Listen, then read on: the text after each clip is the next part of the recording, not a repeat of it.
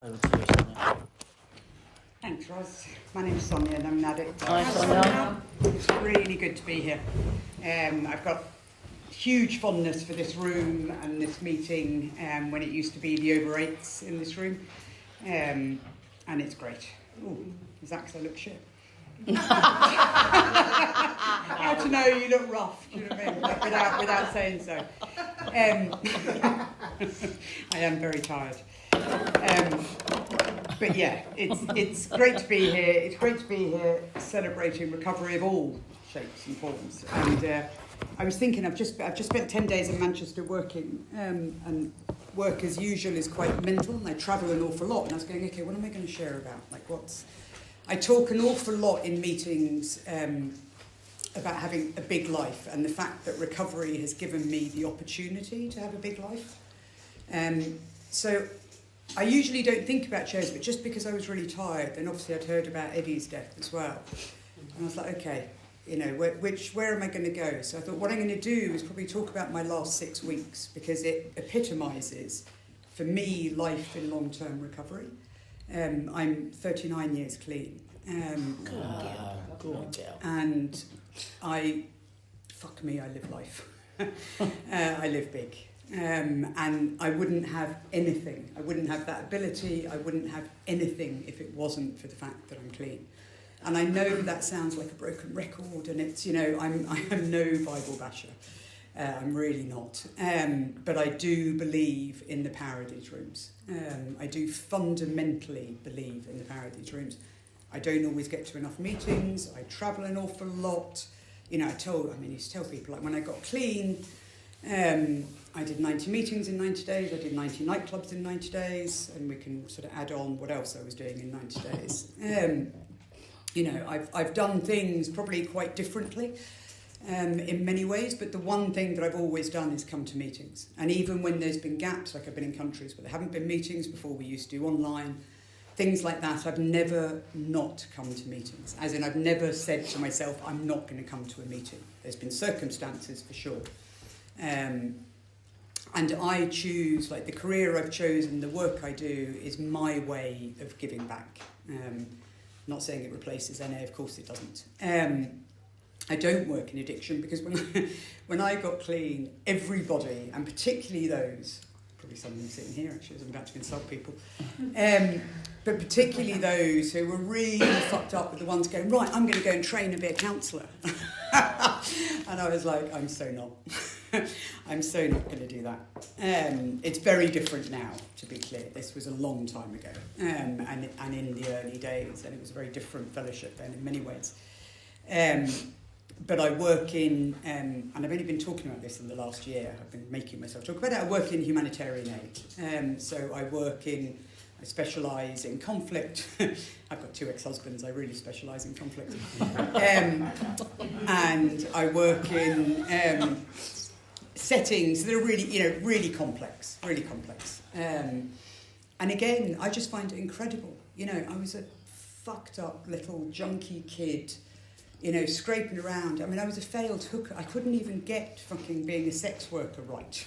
I sort of got into a room, someone started sobbing. I was like, oh, for fuck's sake, I couldn't even get that together. And the poor bastard gave me money out of pity. Do you know what I mean? It was just like, I was a disaster. And I'd hear all these people with the stories. I was going, no, I couldn't even fucking do that either. I could shag dealers all right, but actually sort of going out and whatever, I didn't. So to go from that to where I came from, to somebody who is very well respected in my field, if not liked, but very well respected, and I make a difference to people's lives. And it's not because I think I'm great. Truly, truly don't. I'm in awe of the gift of recovery, that I am able, because I see myself as this teenage little fucked up, whatever. And I was a pathetic junkie. I wasn't even cool. Do you know what I mean? I didn't even do any of the sort of really cool stuff at all. I never managed any of that. And then I'm out there and I can do this stuff. So the last 6 weeks, because that for me sums up how my life is. And how it is. So in the last 6 weeks, I've been in Jordan, I've been working on Gaza, I've been back in London, I've been in Manchester for 10 days. I'm heading back to Gaza. Not to Gaza, to Jordan. In that time, I had, and it's going to be relevant to quite a few people here, I had one of my oldest and closest friends die on the 19th of September. And I was able, she was living with stage 4 cancer for 2 years. And I was able in that time, it's heartbreaking still, to be a support for her. And I was like, because I've gone through cancer myself, in fact, in this room, I went through cancer treatment in this room, 10 years ago. So people here, many of you, saw me here, like you, bald. Mm-hmm. I've been at this meeting with 2 boobs, 1 boob and no boobs. I've run the gamut of boobs. And I've, 10 years later, I'm still here, healthy and well. Having one of my closest friends who's like my sister, so I've got family of choice. I'm estranged from my family of origin because they're cunts. And I mean, I never quite, anyway, that's another story, but they are. And I tried for a long time, and I thought, what's the point? But I've got family of choice, and she was one of them. She was, for 33 years, we were super close. But I was able for 2 years to be there for her, and I was her medical person. I'm not medically trained, but I'm also pretty smart when it comes to medical stuff. And I could be there, and I could be the person she was really real with and really support. And again, she used to say to me, like, kind of, it's all one way. And I was going, no, it's so not. It's so not, because the gift you're giving me by letting me do this for you. I mean, when you're most vulnerable, when you know you're going to die, when you know that's going on, to let somebody in and to be able to be real with them. I mean, fuck. And again, none of us, me included, are in this room because we're well. None of us. So to be able to do something like that is remarkable. It's remarkable to be able to do that. And to be given the gift, to be trusted. And I really did a good job. I know I did. I know I did everything I could do for her. And not because I'm a martyr, but because I wanted to. And what it gave me was huge. But fuck, I miss her.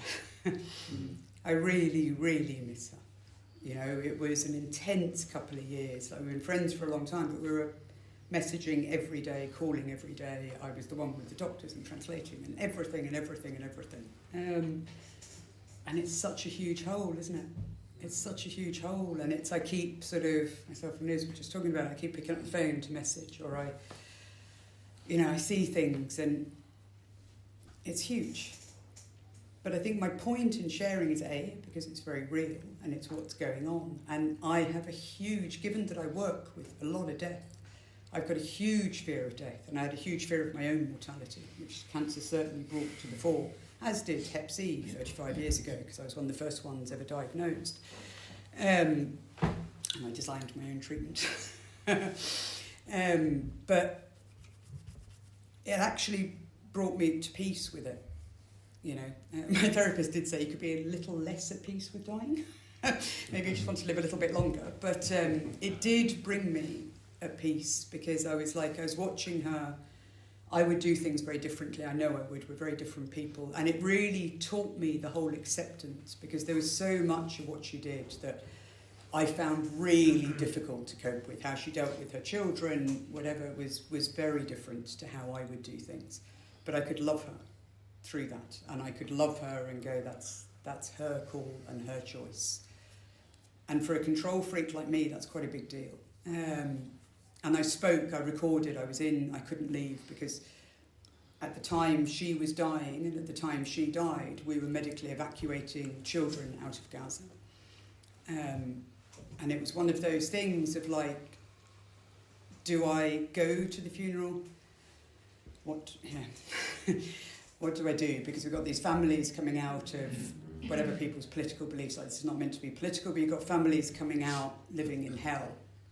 And there was a weird, the day I met them, the day after she died, And obviously I didn't share with them. Let me tell you my problems. But I could just feel a bit of empathy, because they'd all lost people, hadn't they? They hadn't lost them, they'd been slaughtered in front of them. So I recorded a video for the funeral. And it was amazing to be able to speak, because there's a lot of people around her that are very well known, and there was a lot of, you know, and I fucking hate this in funerals. I hate this. They're wonderful. They're an amazing person. We're going to canonise them. You know, they're a saint. And I'm like, no. I didn't love her because she was a saint. I didn't love her because she was perfect. And I said that. I said she was one of the most stubborn, difficult, challenging people I have ever fucking known.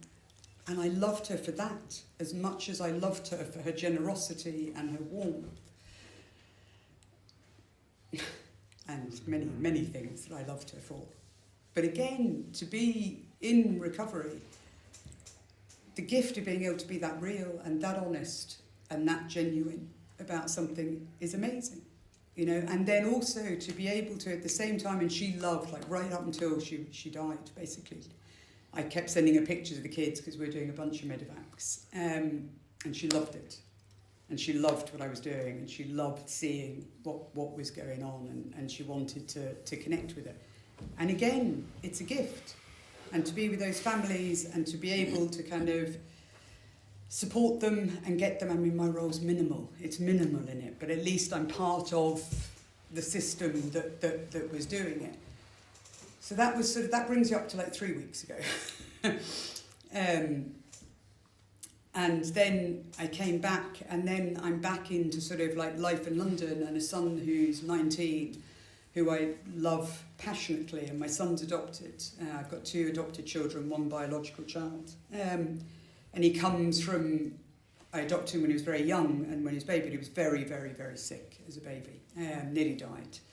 And he comes with trauma with it. And he also comes with behaving like a fucking arsehole, which is where he's at right now. And he's, you know, so to kind of be able to, so I've gone from, you know, grief, friend, Amman, positive stories. I mean, seeing the joy, they threw a party for the kids and the families in Amman before they got on the plane, to then coming back and dealing with my son, or probably not dealing with him very well. I don't do wankers very well, and he's not a wanker, but he's behaving like a wanker, and I don't do that terribly well at all.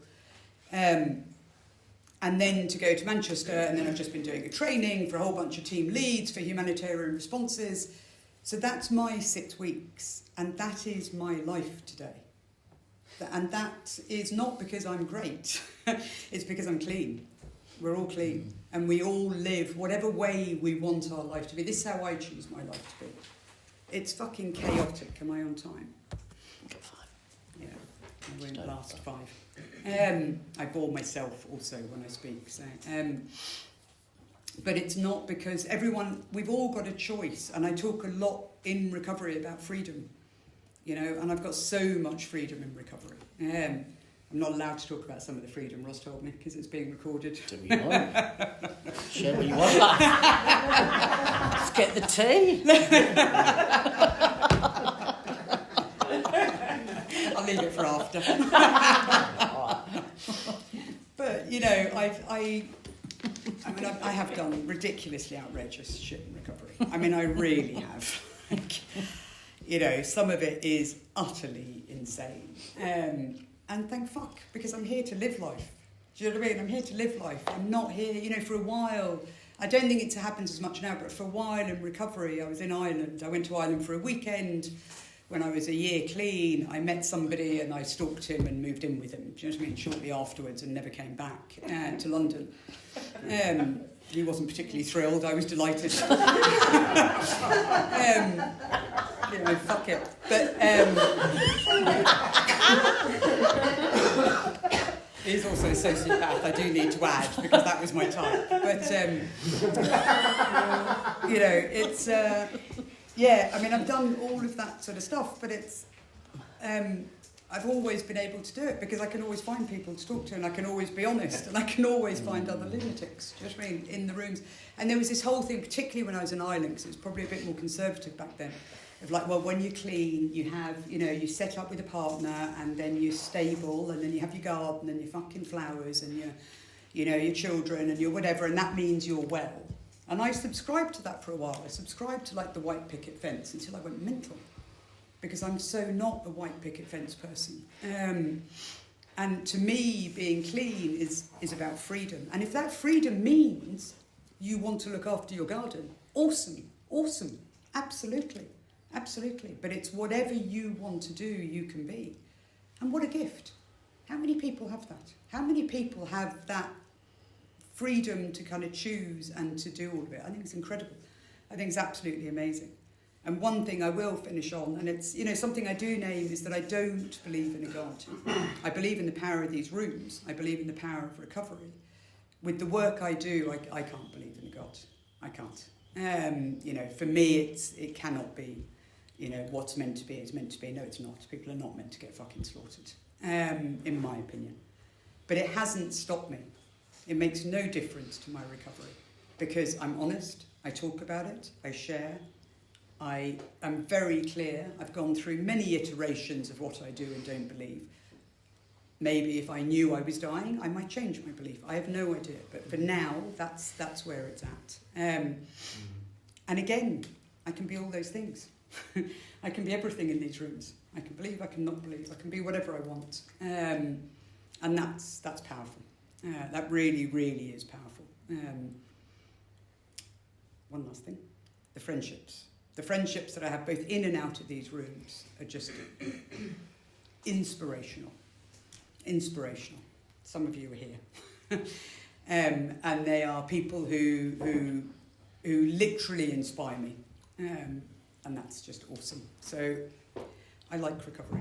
I like it a lot. And I'm very, very grateful to be clean. I don't subscribe to a lot of the things, and I don't have to. And I'm very, very grateful to be here. Thanks, Roz. Thanks, Sonia. Thank you, Sonia.